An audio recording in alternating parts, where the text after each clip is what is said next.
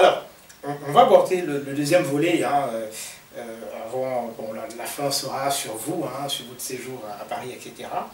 Alors, c'est l'Afrique, et peut-être, et le monde aussi.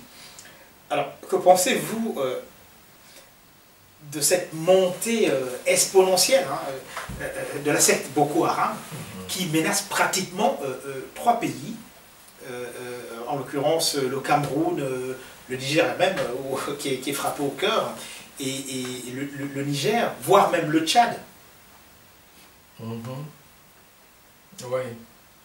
Avant Boko Haram, mais je suis surpris que les gens ne se soient pas intéressés aux coupeurs de route dans le Nord Cameroun. Et aux armes massives qui circulent en venant des zones de conflit. Que les gens ne s'intéressent pas à tout le stock d'armement de l'ex-régime Kadhafi qui a été disséminé dans la nature. Je pense que c'est un homme d'État africain qui a dit qu'il demandait l'assurance après-vente, n'est-ce pas, pour ceux qui ont été en Libye. Non, je dois le redire définitivement, il ne faut pas traumatiser nos compatriotes avec Boko Haram. C'est un épiphénomène qui va s'arrêter très rapidement, pour la simple raison qu'on va couper les têtes qui en sont des initiatrices.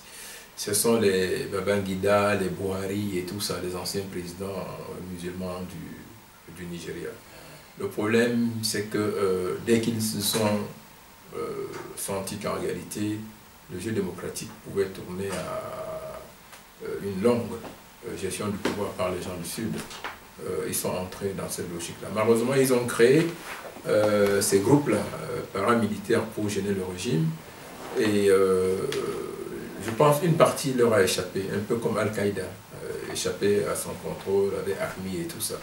Je pense que c'est tout. Il ne faut pas en faire un grand problème.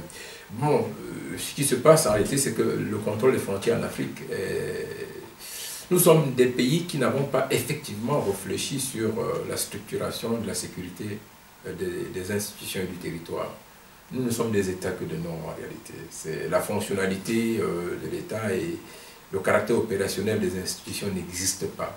Par contre, les honneurs, les titres et les privilèges, l'État s'arrête à ça. Donc, le malheur a voulu que le nord du Cameroun soit musulman. Vous savez, au nord du Cameroun aujourd'hui, c'est un peu une zone de toutes sortes de trafic.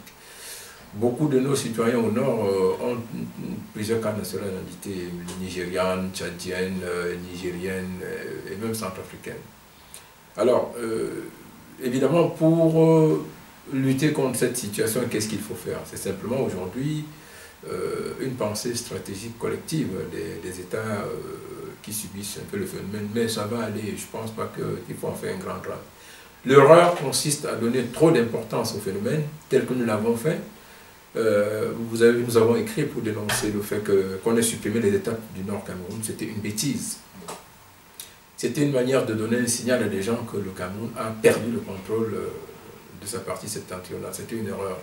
Or, je ne pense pas que nous en sommes encore là. Ce qui fait l'inefficacité des actions engagées jusqu'ici, c'est la corruption des services, l'impréparation logistique et puis l'absence de suivi sur le plan de la coordination des forces à l'échelle régionale.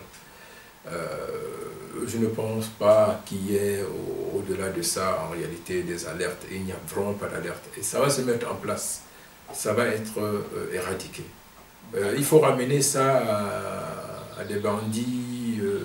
Vous pensez, les organisations réelles ne peuvent pas se pavaner comme ça un individu qui met des ceintures de cartouches qui vient à la télévision parler. C'est le même ridicule que l'on trouve à acheter des tenues militaires dans l'Afrique et se croire soldat, c'est comment ça va passer. Non. Les origines, c'est ça. D'ailleurs, ce qui fait problème, c'est que le gouvernement fédéral du Nigeria a toujours su, avec précision, quels étaient les initiateurs de Boko Haram et ses principaux financiers. Ce sont les anciens politiciens, les anciens chefs d'État sont impliqués, qui sont tous du nord musulman. Or, je saute de là pour vous parler un peu de la même situation en Centrafrique. Vous avez vu en Centrafrique. Oui, c'est devenu en Centrafrique que voilà, alors là c'est l'inverse. C'est devenu en Centrafrique que une bande d'individus disent À toutes les boutiques, c'est les musulmans, non, c'est eux qui sont les exploitants de diamants, non, ils s'en aillent et tout. Vous avez la situation que c'est en train de créer, c'est-à-dire en fait, il n'y a plus de boutiques, le petit commerce a disparu. Donc, je pense que non, vraiment, non. Le problème de l'Afrique, je vous assure que... C'est pour ça que je suis très embêté parfois quand je vois les réseaux sociaux où les débats tournent à des insultes tribales. Vraiment, nous sommes en train de nous piéger. Il faut qu'on se départisse du discours qui veut que l'on soit d'une tribu, que l'on voie directement un individu comme une tribu, et que l'on envisage le pouvoir simplement comme le destin d'une ethnie. C'est extrêmement dangereux. Vraiment, ça va nous perdre. Je pense qu'il faut faire très attention. Nous avons à côté le Rwanda, on a la Centrafrique maintenant, et lorsqu'on réfléchit très bien, il y a là-dedans des données systémiques qui proviennent des types de gouvernance que l'on a mal assumés, qui se sont d'ailleurs installés et consacrés sans que les gens savent où ça vienne. Des types montent à la radio, ils tiennent un discours, mais ils ne savent pas jusqu'où ça mène. Vous avez vu, aujourd'hui on juge les gens de Radio 1000 Collines. Oui, vous imaginez un jour quelqu'un allant à la radio en disant « Ah, mais tous les gens sortaient la matière. » Non, attendez. Oui, mais justement, par rapport au Rwanda, je ne sais pas si on peut les appeler des négationnistes ou des révisionnistes, plusieurs études prouvent aujourd'hui que c'est un faux génocide. Que les instigateurs de ce génocide-là sont les Tutsis, notamment le président actuel. D'autant plus qu'il y a un auteur qui est un géopolitologue congolo-canadien, Patrick Mbeko, que nous avons d'ailleurs reçu ici. Quand vous lisez son livre, il y a des annexes qui prouvent que, effectivement, l'ONU a refusé d'enquêter sur la mort de 2 chefs d'État quand même. C'est-à-dire Habyarimana et le président du Burundi. Donc c'est de là, en fait. On ne peut pas accuser Habyarimana d'être le père du génocide, c'est-à-dire qu'il a accepté de mourir, et puis il y a eu le génocide, sincèrement. Qu'en pensez-vous? Parce que je le dis parce que vous avez parlé tout à l'heure du Rwanda, bon, les machettes, etc., la radio 1000 Collines. Et là, qu'en pensez-vous? Parce qu'on se dit finalement que ce sont encore les multinationales, ce sont encore les grandes puissances qui ont accepté qu'une partie de la population soit tuée simplement pour pouvoir s'installer, notamment au niveau des Grands Lacs, la richesse de la RDC sur le pays sur lequel on va embrayer. Ouais, non, mais je pense que non, je veux pas trahir. Je suis en train d'écrire un livre en ce moment où ces questions vont apparaître. Mais d'ores et déjà, je peux vous dire que ce que vous dites n'est pas nouveau. Je l'ai écrit depuis 5 ans. J'ai d'ailleurs refusé plusieurs missions au Rwanda. Le génocide a existé. Oui, maintenant, qui a créé le génocide? Vraiment, soyons tout à fait honnêtes. C'est le FPR.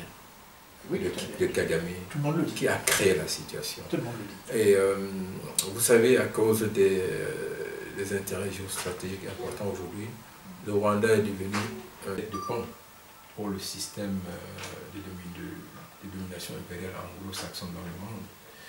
Et à cause de cela, on ménage Kagame. Je peux vous dire tout de suite que il y a eu immédiatement après près de 500 000 Hutus qui ont été massacrés dans la forêt, le Congo. On les a poursuivis. Voilà, donc il faut le savoir. Et que contrairement à ce qu'on raconte, le Rwanda, c'est vrai, ça fait une très belle croissance, ça fait beaucoup de choses, mais c'est une dictature impitoyable, le Rwanda. Un pays qui aujourd'hui, officiellement, organise des groupes d'assassins. En Afrique du Sud. Oui. Oui, et qui ensuite le reconnaît ouvertement, mais c'est extrêmement grave. Que l'ONU ait refusé d'enquêter, je ne crois pas. Je pense que c'est établi que la responsabilité de l'actuel président Rwanda est on ne peut plus clair dans l'enclenchement des opérations. Déjà même, il a plus ou moins avoué à demi-mot non, sur la BBC en disant qu'il fallait qu'il meure puisqu'il allait me tuer moi aussi. Donc, voilà. On a tout compris. Voilà. Donc je pense que l'enquête sur la trajectoire des missiles, l'origine du missile, non, je pense que c'est le FPR qui a assassiné les deux chefs d'État. C'est le FPR qui est initiatrice de cette situation au Rwanda, qui malheureusement a débouché sur effectivement un génocide. C'est tout à fait vrai. D'accord. Je suis d'accord avec vous. Voilà. Alors, enfin, avec moi, beaucoup plus avec Patrick Mbeko, hein, oui, non, mais qui a écrit... c'est ma propre thèse. Hein. Non, mais vous avez... c'est ma propre thèse. La même thèse. Je ne m'en départirai pas, c'est ma propre thèse. D'accord. Alors, on va parler en fait... Quitte à ce que M. Kagame me cherche... Bon. Je suis dans les avions tous les jours. Il est possible qu'il vous cherche. Bon. Alors, on va essayer de parler des ONG. Parce que dans vos écrits, vous avez parlé des ONG. J'ai commis 3 livres sur les ONG, dans un manuel théorique important. Alors, on a vu des ONG s'immiscer surtout en Afrique. Oui. Des ONG qui refusent pratiquement d'enquêter en Occident, où il y a de la corruption aussi, où il y a des assassinats, etc. Oui. Alors, il y a eu le cas de la Guinée équatoriale. Oui. Avec les biens malais qui, notamment au sud du Congo, Congo-Brazzaville. Et il y a 2 jours, ou il y a 1 jour, c'est Amnesty International qui déclare, par rapport au Nigeria et le cas Boko Haram, que, mais écoutez, le gouvernement nigérian était au courant qu'il allait avoir enlèvement de ses filles, de ses fillettes, etc. On se dit, mais quel est le rôle, justement, de ces ONG, bras armés des gouvernements occidentaux, ou alors vraiment des gens qui viennent pour une œuvre humanitaire réelle? D'accord. Je vais d'abord vous renvoyer à des textes. J'ai écrit le système des organisations internationales non gouvernementales. Oui, justement. Émergence d'un droit international spécifique. Tout à fait. J'ai écrit ensuite les truands de la galaxie humanitaire, de la pitié à l'escroquerie. Alors, resituons un peu le cadre. Quand vous partez de l'histoire et du développement de ces organisations, vous vous rendez compte que, souvenez-vous, on a été tout petit, on voyait des blancs avec très longs cheveux, on disait que c'était des touristes. Nous sommes un peu dans la même situation des explorateurs, puis des missionnaires, et puis des colonisateurs brutaux. C'est vrai, quand vous faites mal votre maison, quand vous la tenez mal, vous finissez par avoir des souris, même le plombier peut venir après créer de nouveaux problèmes. Les ONG, c'est devenu un peu cela. C'est des gens qui sont arrivés parce qu'il y avait des problèmes qu'on ne maîtrisait pas sur le terrain ou qu'on maîtrisait insuffisamment et qui ont pris de l'enveloppe. Conséquence, au départ, on a des organisations qui sont d'ailleurs pas très structurées et puis ensuite des organisations qui sont très structurées. On a au départ des organisations qui s'occupent de beaucoup de choses, puis des organisations qui s'occupent des pans entiers, soit de la société, soit de l'économie, en prenant une division par tâche, la santé, la nutrition, l'eau, ainsi de suite. Nous avons ensuite des organisations qui au départ sont gérées par un petit personnel, parfois des volontaires, puis des organisations qui arrivent, je peux vous citer quelques-unes qui sont très grosses, SOS Kinderdorf International, CARE, Save the Children, Catholic Relief Service, ainsi de suite. Alors, qui finalement ont de très grands cadres, y compris vraiment des experts financiers. C'est des structures qui au départ naissent dans une maison de la loi étrangère, qui finissent dans des grandes tours comme sièges. Donc il y a 2 types. Il y a des ONG qui ont une fonctionnalité opérationnelle immédiate sur le terrain en termes matériels. Il y a celles qui sont thématiques, comme Amnesty International, ou encore Journalistes sans frontières, dont vous voyez très bien ce qu'est devenu des anciens présidents, M. Robert Ménard. Maire de Béziers. Maire, pas surtout ça, maire Front avec National. l'aide du Front National. Voilà. Alors, Bon, ils ont des problèmes actuellement. oui, je sais. Alors, qu'est-ce qui se passe? Il se passe simplement que plus ces organisations ont pris de l'ampleur, parce que les États au sud ont été défaillants en ce qui concerne leurs devoirs régaliens, plus elles ont été exigeantes sur le plan des mesures de compensation. Il faut déjà savoir que dans le contexte de ce qu'on appelle la coopération décentralisée en droit international, il y a globalement deux aspects. Le premier aspect, c'est ce qu'on appelle l'apport extérieur. Ça, c'est ce que les organisations entraînent. Il y a l'assiette de réception de l'État, donc la contrepartie. Cette contrepartie est constituée d'exonération de droits et taxes de douane, de facilités d'immigration et d'installation, d'un certain nombre de privilèges et d'immunités. Donc, sur le plan strictement juridique et au regard du droit international, ces privilèges, immunités et facilités procèdent de conventions internationales réservées au corps diplomatique, comme sécurisation et facilitation d'installation des missions étrangères. C'est ce que prévoient les conventions de Vienne de 61 relatives aux relations diplomatiques et de 63 relatives aux relations consulaires.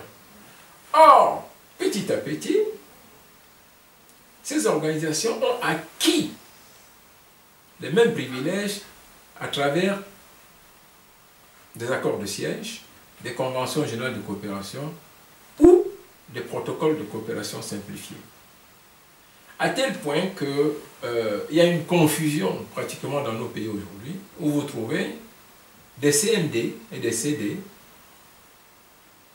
corps diplomatiques, chefs de mission diplomatique, au volant desquels se trouvent des individus qui se promènent toute la journée, qui sont ni ambassadeurs de France, ni ambassadeurs d'Espagne. Ça, c'est la première dimension en ce qui concerne l'évolution du statut juridique. Maintenant, sur le plan strictement technique et opérationnel, par rapport aux relations entre États et par rapport à la dissémination et la collecte des informations, ces organisations sont devenues une courroie importante, représentative d'un certain nombre d'intérêts obscurs. C'est pour cela que certaines, effectivement, sont des nids d'espions. Alors, vous voyez, c'est pour ça que j'ai été obligé de commettre deux ouvrages. Le premier est entièrement théorique, centré sur l'évolution et la mutation du droit international. Le deuxième est mécanique et terre à terre, brut, sur ce que sont ces individus, ce qu'ils peuvent faire finalement. Moi, je suis là de conseil d'un certain nombre de ces organisations. Vous faites une excellente analyse. Moi, j'ai eu le temps de regarder. Elles collectent 100 $. Et puis, 50 $ arrivent sur le terrain. 50 $ restent dans les pays de départ. Sur les 50 $ qui arrivent sur le terrain, 30 au moins vont encore à l'entretien d'un personnel rhétorique et à des agapes. Dans les grandes capitales en Afrique, en fait au sud de l'hémisphère, certains lieux de rencontre très célèbres le soir sont fréquentés par n'est-ce pas, ces travailleurs expatriés d'un autre genre qui jouissent de beaucoup d'argent. L'argent collecté internationalement en réalité pour alléger les souffrances des gens. Ce qui choque aujourd'hui, c'est que vous avez le sentiment, et c'est pour cela que notre expertise doit être vendue très chèrement également, il faut qu'on en soit conscient. Dès qu'il y a un problème au Nigeria ou au Cameroun, Médecins sans frontières étaient préparés depuis longtemps, ils sont sur le terrain.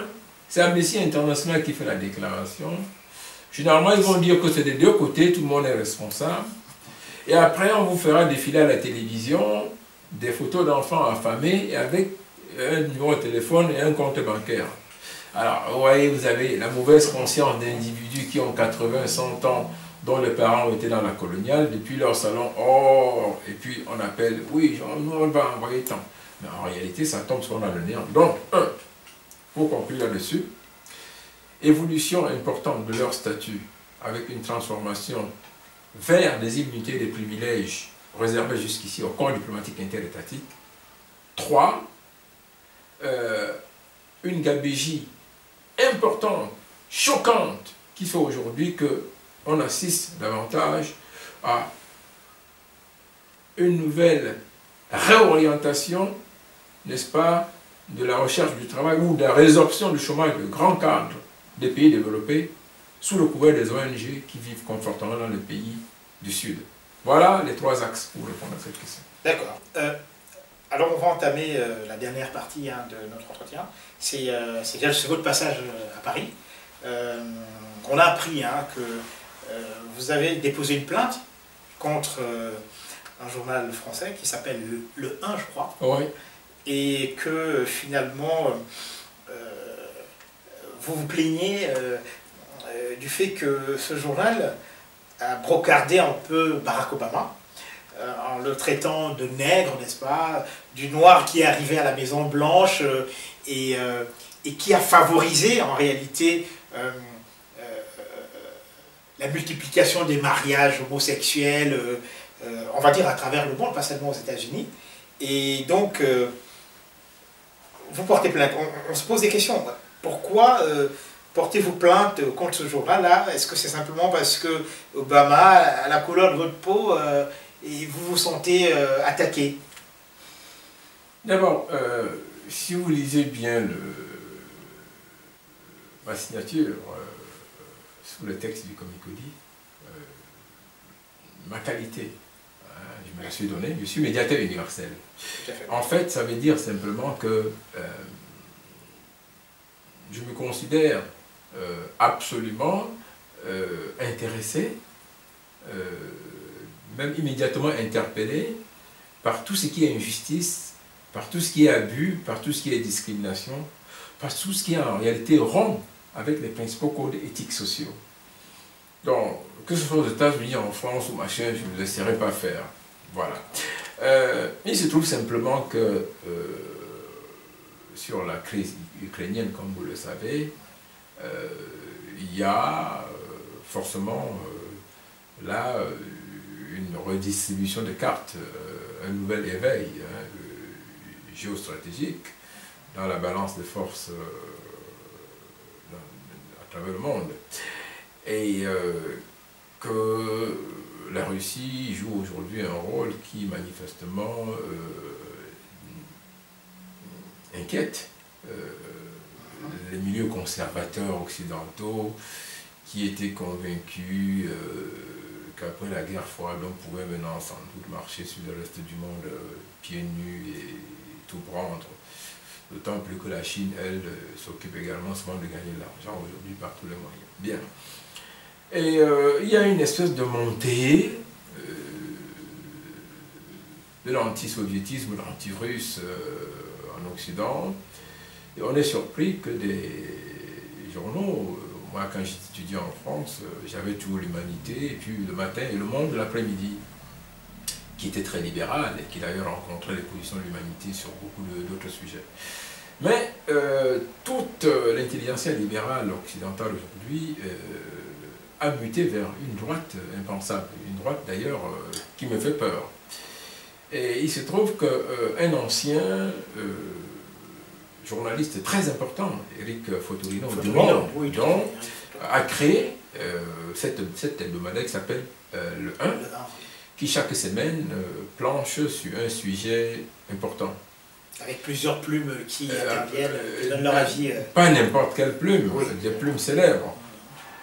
Alors, moi j'arrive à Paris, et comme d'habitude, je passe au kiosque acheter mes journaux, et je vois ça.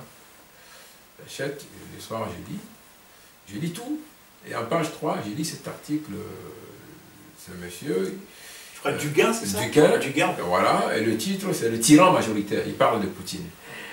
Et dans la deuxième colonne, il écrit que pour Poutine, le fait, je vous dis exactement, le fait qu'un noir ait accédé à la présidence des États-Unis et que les mariages gays aient été libéralisés et tout, est considéré comme un affaiblissement de l'Occident. Ouais. En fait, si vous lisez très bien, ça veut dire que s'il y a un noir quelque part, ça veut dire que, oh, ça veut dire que cette affaire-là est tombée, ce n'est plus bon. Le noir serait porteur de la faiblesse, de la décrépitude, du malheur, de la désolation. Et en fait, le monsieur dit que pour Poutine, mais ce type est représentatif pas de la nouvelle élite, de l'évolution maladroite et malheureuse de l'élite intellectuelle de droite, non, de l'élite intellectuelle libérale, s'il vous plaît, de la société française et même occidentale en général, parce que lorsque vous lisez la presse d'Allemagne, de Grande-Bretagne, des États-Unis, du Canada, vous retrouvez la même chose. Je vous signale par exemple que à Odessa, devant des policiers armés et casqués, on a brûlé un bâtiment dans lequel se trouvaient plus de 500 personnes et 40 personnes sont mortes. Attendez, alors ces gens n'ont rien dit. J'ai un correspondant à Odessa justement. Et... Voilà, je vous remercie. Donc, alors c'est pour dire que j'ai trouvé ça, j'ai eu la chair de poule. Et ça rejoint quoi? Ça rejoint un discours qui montre bien que beaucoup de conservateurs européens n'ont jamais admis que les États-Unis aient élu un noir. Et ça rejoint en sous-bassement ici le discours qui veut que dans certaines municipalités des banlieues, les maires refusent n'est-ce pas, des logements sociaux aux Noirs et aux Arabes, en disant qu'ils salissent leur ville, qu'ils font pourrir leur ville. Donc en réalité, le noir serait le symbole de la décrépitude, de la saleté, de la pourriture, du sida. Moi, j'ai rédigé ma plainte tout de suite, sur mon papier en tête. Je suis allé à la préfecture de police. Pardon, je me suis renseigné. Vous êtes allé au parquet? Non, d'abord à la préfecture de police.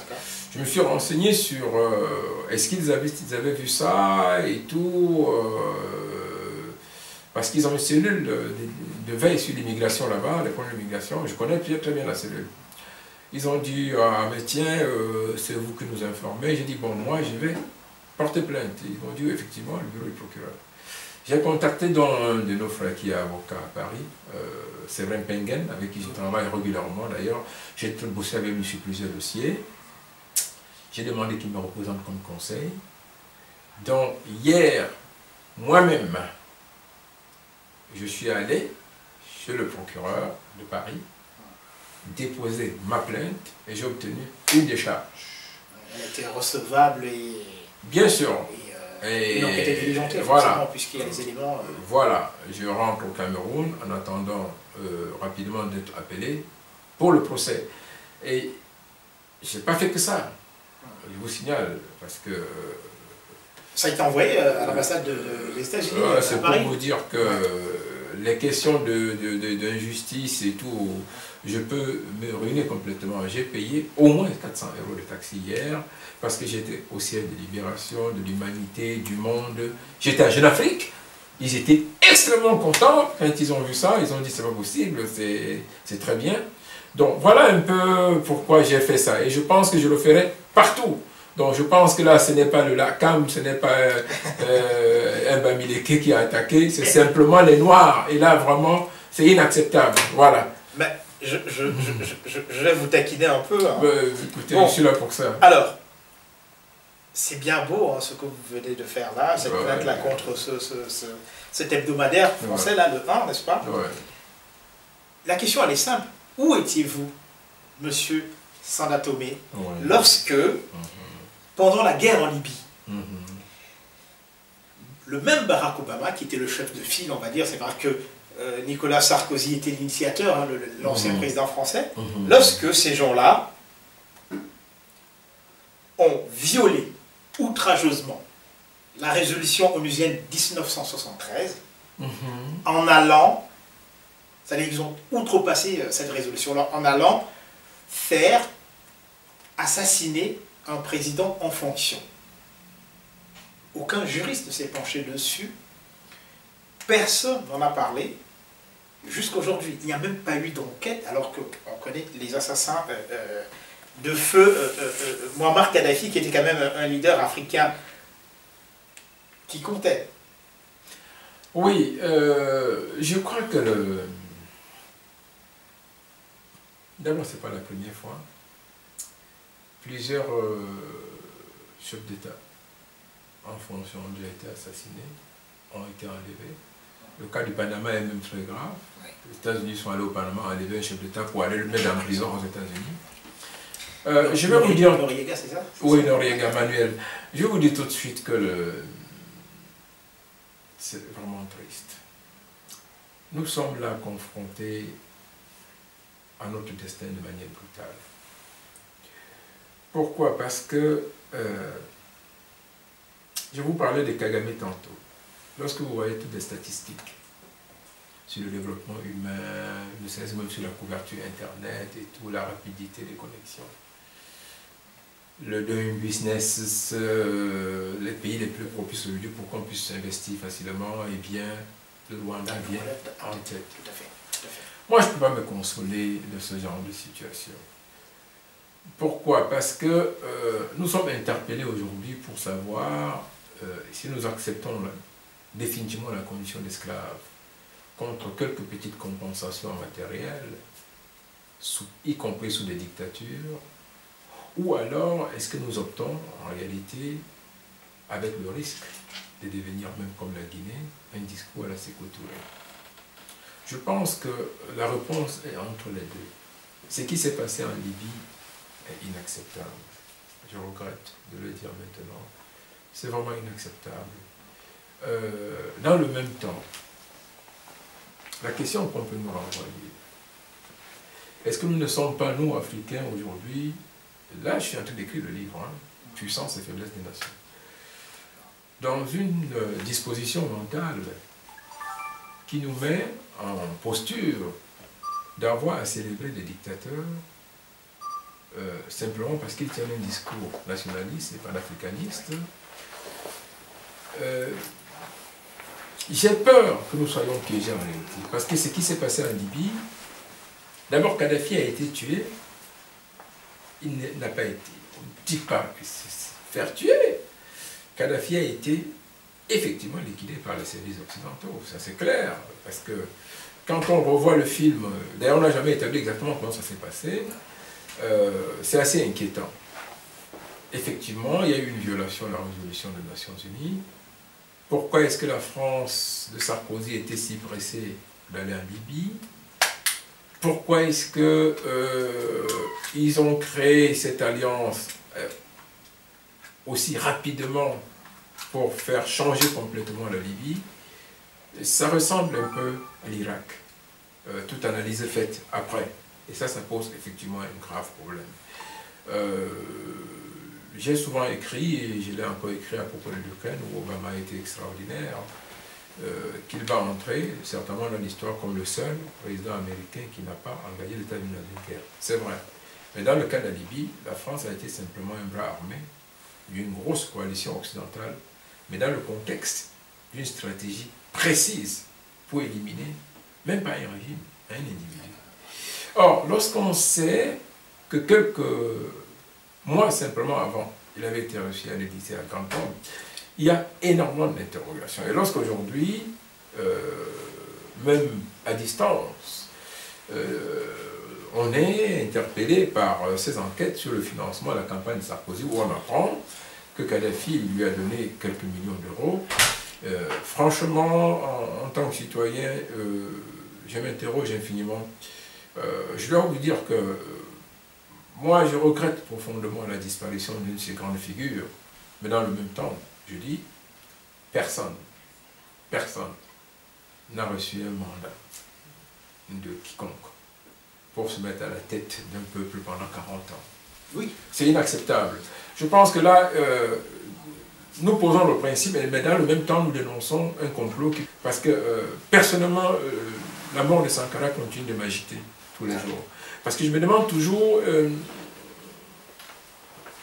est-ce qu'en fonction d'une lecture objective des rapports de force, nous avons le droit aujourd'hui de faire des attaques frontales? Mais, honnêtement, je le dis, y compris pour moi-même, je pense que nous avons besoin d'un peu plus d'intelligence. Et c'est ce qui d'ailleurs crée les dérives tribales que nous avons chez nous, le discours tribal, parce que si nous ne pouvons pas avoir des dépassements à un moment donné de nos émotions et de nos passions, de certains aspects identitaires de notre statut social, ça va nous créer beaucoup de problèmes. Et dans le cas de la Libye, j'ai encore beaucoup réfléchi. C'était un régime qui ne me satisfaisait pas pour ses méthodes, pour sa longévité. Mais où devriez-vous aller trouver le genre de discours qu'il développait pour le continent, pour sa dignité, pour sa fierté? Là, c'est vraiment un autre problème.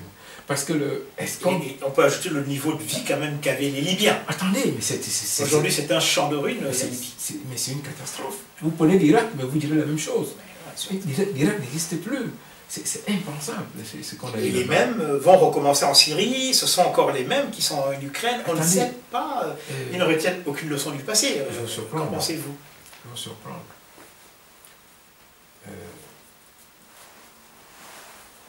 J'étais en Guinée équatoriale 3 fois.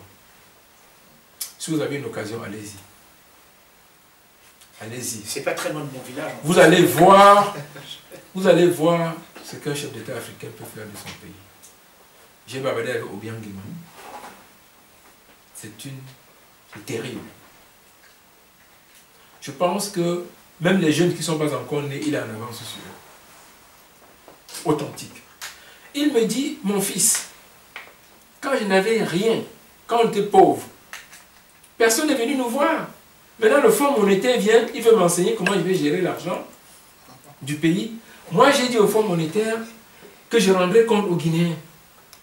Ils sont les mêmes qui disent qu'il faut des routes pour apporter le développement, que c'est des routes. Là où la route est passée, il y a le développement. Moi, mon fils, je veux faire des autoroutes dans tous les villages. C'est ce qu'il m'a dit. Il est en train de faire. Authentique, il est en train de faire. Vous allez en Guinée, vous êtes émerveillés. Et ce type, il dit, il est prêt à mettre des ressources de la Guinée pour toute l'Afrique centrale. Que les gens aient pu demander des crédits de 1 milliard et tas de trucs. Alors, vous voyez, après, de l'autre côté, on vous dit c'est un dictateur. Ouais, vous vous posez vraiment la question en vous réinstallant dans l'image de Mohamed Kadhafi. Vous vous dites, c'était un dictateur, mais quand même, c'était un grand Africain. Et là, est-ce qu'il fallait qu'on le tue de cette manière? Pourquoi l'ont-ils tué de cette manière? Oui, c'est une grosse interrogation. Personnellement, je m'en suis pas encore dégagé. Ces morts-là, Lumumba, Sankara, Kadhafi, ça m'embête beaucoup. En fait, on constate que c'est tous les dirigeants qui avaient une vision pour leur peuple, oui, qu'on assassine. Oui, et je vais vous dire, parce que, revenons dans le cas du Cameroun, parce que j'ai lu l'excellent livre d'Emmanuel Kenyepokam, qui est paru dans les années 80, où il parle de la responsabilité de l'UPC. Parce que vous savez un peu comment ça a fini. Ça a fini qu'on allait tuer les gens, qu'on traitait de collabos, que des bandes armées qui étaient perdues dans la brousse, d'anciens résistants, se sont transformés en bandits. Il explique que les dirigeants de l'UPC n'ont pas répondu à la main qui leur avait été tendue à un moment donné. Ils voulaient tout le pouvoir. Vraiment, je dis encore, c'est pour nous tous qu'on réfléchisse là-dessus. Est-ce que nous n'avons pas un problème de dimensionnement de notre discours révolutionnaire, du niveau de nos exigences de transformation et de changement de la société par rapport à l'état des rapports de force et à ce que nous-mêmes nous représentons dans ces rapports de force? Je pense qu'il y a là, effectivement, vraiment beaucoup d'axes de recherche. Moi, j'ai vu au Cameroun maintenant de manière un peu recul. Parce que je me rends compte que la réflexion est devenue difficile avec beaucoup de gens qui veulent des choses immédiates. Vraiment, je l'ai dit honnêtement. Moi, vous dites, je veux renverser Paul Biya, je veux... Mais attendez, vous avez la garde présidentielle? Attendez, non, je pose la question aussi simple. Je pense qu'il faut aujourd'hui avoir des aptitudes de dialogue, de médiation, parce que la lecture objective, concrète des rapports de force nous oblige, si nous aimons vraiment notre pays. Parce que si un Sanda Touré, je me laisse mourir aujourd'hui assez facilement, abattre dans la rue, ce n'est pas pour les ministres, ce n'est pas pour le corps diplomatique. Eux, ils n'ont rien perdu en réalité. Mais les dizaines de gens qui viennent me voir tous les matins, que je dois aider, beaucoup de personnes pour qui je suis la dernière porte, vraiment, ça c'est plus important pour moi. C'est eux qui vont porter le deuil, à la limite. Et je pense que ne serait-ce que pour ça, il faut que j'adapte moi ma démarche par rapport au pouvoir sur les exigences de survie parce que je fais un travail concret et que ce travail, lui, il est transformateur. Mais ça tombe très bien parce que on a une dernière question. Vous avez parlé du Cameroun tout à l'heure. Hein. Ouais. Et notre dernière question, avant de clôturer cet entretien. Alors, comment voyez-vous le Cameroun dans 20 ans, on va dire, à l'horizon 2035? Mais de manière vraiment pour blaguer, moi quand je rentre au Cameroun en 84, il y avait un discours qui était placardé sur tous les murs. La santé pour tous en l'an 2000. Maintenant, c'est émergence en 2035. Vraiment, je ne sais pas pourquoi vous parlez de 2035. Demandez-moi le Cameroun, je le vois comment. Là, après-demain, il est comment. Et je vais vous dire, c'est la survie. C'est extrêmement important. Je pense que vraiment, traitons de ce qui est immédiat. Traitons de choses concrètes. Traitons de cette affaire de double nationalité qui est paralysée et qui est fondamentale parce que j'étais encore à l'ambassade l'autre jour. Qu'en pensez-vous justement Je voyais des gens venir prendre un visa, ils avaient un passeport français. Vraiment, ma position est radicalement différente là-dessus. Je pense que nous, qui sommes des pays, à la limite, qui avons de gros problèmes de développement, nous sommes des pays où rien n'est encore fait. Je pense qu'il ne faudrait pas créer des lois ostracistes. Malheureusement, dans le contexte actuel, la loi de 68 exclut la double nationalité. Mais je pense que c'est un tort. On m'a dit que ça avait été fait parce qu'on craignait les opposants, machin. Vraiment, c'est un tort. Il faut que nous agissions en fonction des intérêts du Cameroun aujourd'hui. Je pense qu'un Camerounais, d'abord c'est dans l'âme. Vous savez, il y a un truc qui a failli me tuer, c'est l'affaire de Didier Yambo. Quand je rentre au Cameroun, le jeune là, il est frêle comme ça, je l'adore. Mon épouse l'adorait, elle n'était que ma fiancée. Ça dit que vraiment, c'est mon meilleur artiste. Parce que ce gars, il est intelligent, il est bosseur, c'est un jeune homme d'affaires, il est organisateur. Quand il était candidat pour le truc à Sokam, j'ai fait le lobbying pour lui. Mais cette affaire de double nationalité m'a tellement tué. Et puis le fait que lui-même était allé prendre un visa pour entrer au Cameroun. Vraiment, vous voyez, c'est... Bon, je pense qu'on ne devrait pas en arriver à contraindre un Camerounais. Je dirais même un Africain.